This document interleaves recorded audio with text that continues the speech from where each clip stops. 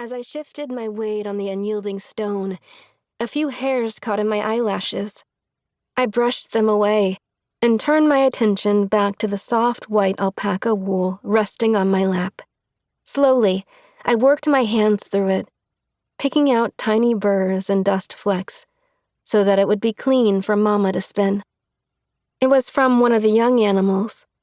Their wool was the softest, the most desirable. I lifted a cleaned clump and lightly rubbed it against my smooth left cheek, up and down, side to side. In a deliberate arc, I moved it across my forehead. When it touched my right eyebrow, I slowed, using it to trace the deep scar that ran like a river from my right eye down my cheek to my lip, and lowered my mouth in a permanent half-frown. I used to believe that if I rubbed the alpaca hard enough into my skin, it would make the scar smooth and soft. Of course, this did not happen, but I still enjoyed the feeling on my face. "Micay?" A voice called from below. It was Cheska, my older sister. She was the only one who called me by my given name. Mama and Papa called me daughter. My older brother, Hatun, called me sister. To the others, I was always Millay, ugly one. "Are you up there, sitting on your rock?" Cheska called, although she already knew the answer to this question. No one but my sister climbed the steep path to find me. Her dark head appeared, followed by the rest of her body. She smiled as she sighted me, her face smooth and beautiful. Cheska, morning star. It was as if my parents had known when they named her as a newborn how brightly her smile would shine. Cupping her hands around her mouth, she shouted up, "A visitor has come!" This was a surprise. People rarely came to our village. It was small, only 60 people who were more likely to leave than bring others, and it was difficult to find, tucked high up in the mountains. "Who has come?" I asked. "He says he is from the huaca." From the jungle? I could feel my eyes grow wide. We had heard stories of the faraway land below the mountains, where the air was always hot and thick with water. But I had never met anyone who had been there. "He has brought things I think you will like," Cheska added. She turned back to the village and beckoned for me to follow.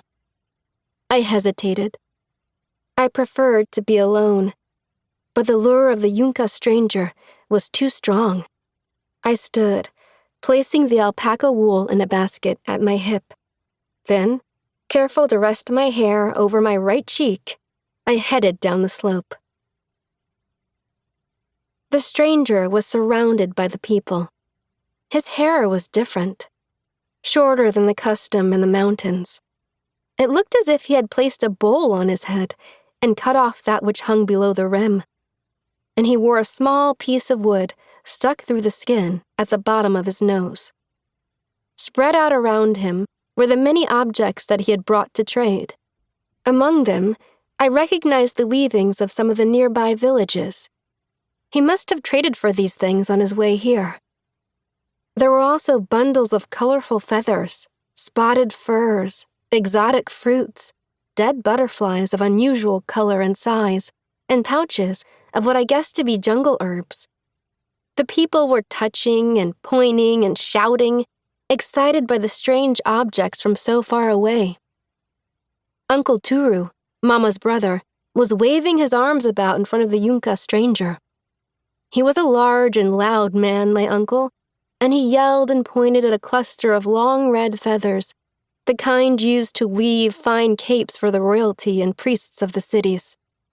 Uncle Turu was trying to intimidate the stranger into a trade, pushing his nose close to the man's face, snorting like the Turu, the bull for which he was named.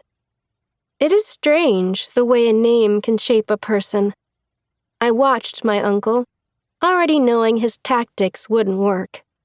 Uncle Turu was a storyteller who liked to fling his arms about for show, but inside, he was as soft as the baby alpaca's fleece. He didn't like to take advantage of travelers who came to